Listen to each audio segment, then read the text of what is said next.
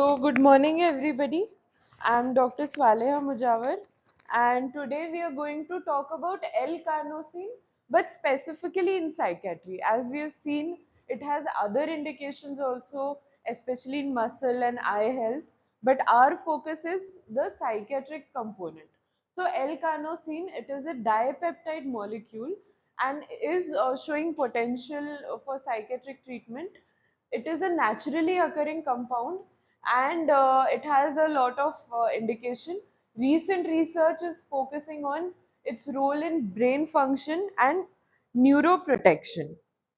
So, just an introduction, chemically it is a dipeptide composing of beta alanine and histidine amino acids. So, in a very simplistic term, it is a amino acid naturally occurring in muscle tissue and brains. Biological function, mostly it acts as an antioxidant and helps regulate the cellular processes. So its role in brain, one is neuroprotection. So it shields the neurons from oxidative stress, toxic compounds. It influences the balance of key neurotransmitters like dopamine and serotonin. And it is a cognitive enhancer. So it improves memory and cognitive functions.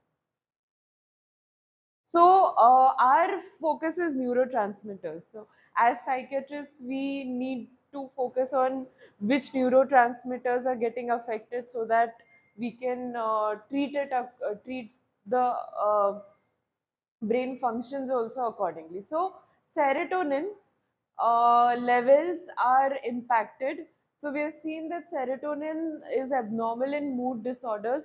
So, giving L-carnosine will help regulate the serotonin levels and hence it can be helpful in mood disorders. It influences dopamine activity also, especially the reward pathway. So, it might affect reward and motivation that way.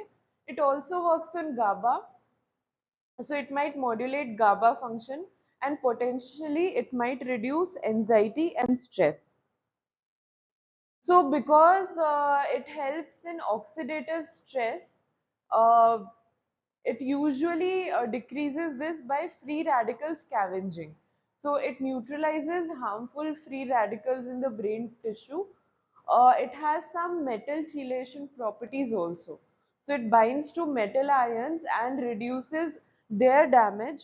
So any oxidative damage by the metal ions is also reduced by L-carnosine. It has some protein protection abilities also. So it prevents protein glycation and helps in maintaining cellular integrity. It also helps in mitochondria support.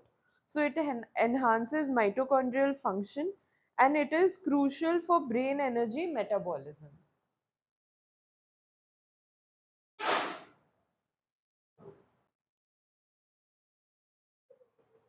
So I've listed a few clinical studies. These studies were focusing on L-carnosine and depression. So one study was done in 2019 by Smith et al. They had taken 100 participants and they had studied this for 12 weeks. So in 12 weeks, it was seen that there was a 25% reduction in depressive symptoms after giving L-carnosine. Then there was another study in 2020 done by Jones et al. They had taken 150 participants and they had studied them for 6 months. So after 6 month study, they had seen a mood stability improvement in bipolar patients. And the latest study done in 2021 was done by Lee et al.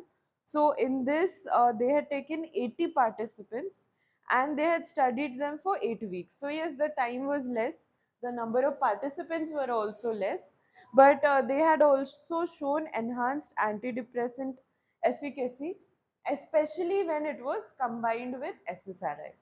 So these are the three studies by Smith et al., Jones et al., and Lee et al.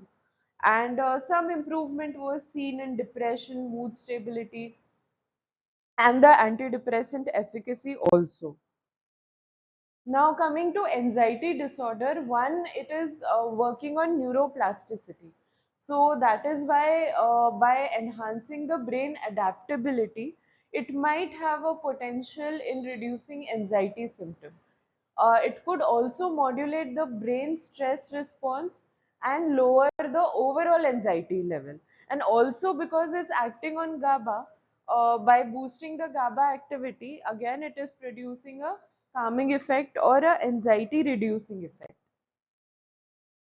Now it's cognitive function. So it is being used as a memory enhancer.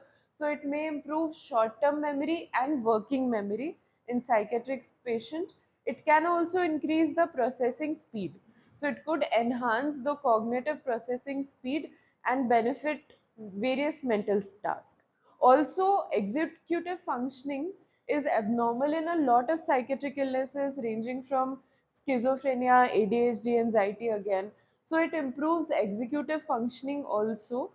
So it supports better decision making and problem solving ability. So these are the cognitive processes on which it is acting, and it is improving them also. Coming to safety and tolerability, so it is generally well tolerated by most individuals at the recommended dose that we are giving. It has minimum side effect. Most of the side effects are your GI side effects like nausea or discomfort. Sometimes headaches are also reported by patients. Drug interactions are not very known because this is a newer molecule. So the drug interactions will be studied, and we'll get to know them in future what they are. So how can we integrate this L-carnosine molecule into psychiatric treatment and the plans? So one, we have to assess, so evaluate the patient's condition and potential benefits of L-carnosine supplementation, then determine the dosage. So establish optimal dosage based on the individual needs and also the ongoing research. Also, you have to monitor, so on follow-up, regularly assess the progress and adjust the treatment plans as required.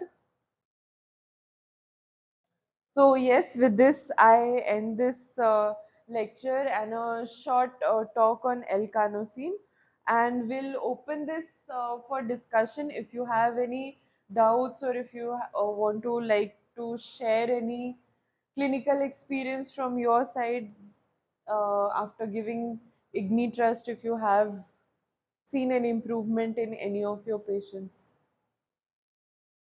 So I'll start with my experience. So we had a 5-year-old female who was referred from pediatrics department, and the parents were very adamant because she was having ADHD symptoms. The parents were very distressed also because she was not sitting at one place and going here and there. And I didn't want to give any treatment in such a small child. Because if we give low dose antipsychotics or ADHD medications also, the brain development might be affected. So I counsel the parents that you get occupational therapy done. That might decrease the symptoms, but then they were still very adamant कि नहीं, you give some treatment. We need some medication or some treatment. So L-carnosine syrup was given, and on follow-up, at least on one or two follow-ups, they are reporting improvement. I don't know. I think I'm seeing the patient with RIA probably. So they said that yeah, after the syrup, the activity levels have gone down, and we are doing occupational therapy also in that patient. But yes, in patients who you feel that you can't give other medications, or you feel that medications you're giving but there is not much improvement, and the cognitive improvement is required, so in those cases you can add L-carnosine either as a syrup or as a tablet. Usually syrup we give in children, tablets are given in adults basically. So these are the clinical scenarios, and of course with anxiety and all also they are saying that it might show improvement. So any doubts, any questions which you would like to ask?